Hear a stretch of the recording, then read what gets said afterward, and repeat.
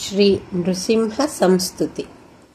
भैरवाडम्बरं बाहुदंष्ट्रायुधं चण्डकोपं महाज्वालमेकं प्रभुं शङ्खचक्राब्जहस्तं स्मरात् सुन्दरं ह्युग्रमत्युष्णकान्तिं भजेऽहं मुहुः।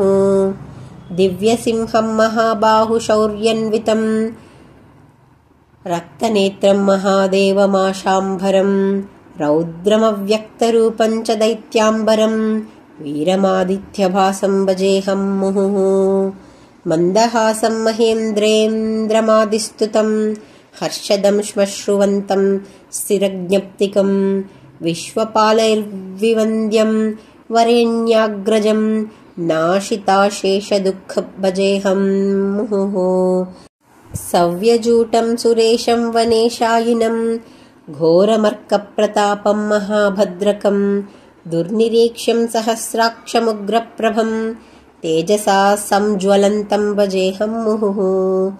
सिंहवक्त्रं शरीरेण लोकाकृतिं वारणं पीडनानां समेषां गुरुं तारणं लोकसिन्धोर्नराणां परं मुख्यमस्वप्न्यकानां भजेऽहं मुहुः। पावनं पुण्यमूर्तिं सुसेव्यं हरिं सर्वविघ्नं भवन्तं महावक्षसं योगिनन्दं च धीरं परं विक्रमं देवदेवं नृसिंहं भजेऽहं मुहुः। सर्वमन्त्रैकरूपं सुरेशं शुभं सिद्धिदं शाश्वतं सत्त्रिलोकेश्वरं वज्रहस्तेरुहं विश्वनिर्मापकं भीषणं भूमिपालं भजेऽहं मुहुः। सर्वकारुण्यमूर्तिं शरण्यं सुरं दिव्यतेजः समानप्रभं दैवतं स्थूलकायं महावीरमैश्वर्यदं भद्रमाद्यन्तवासं भजेऽहं मुहुः।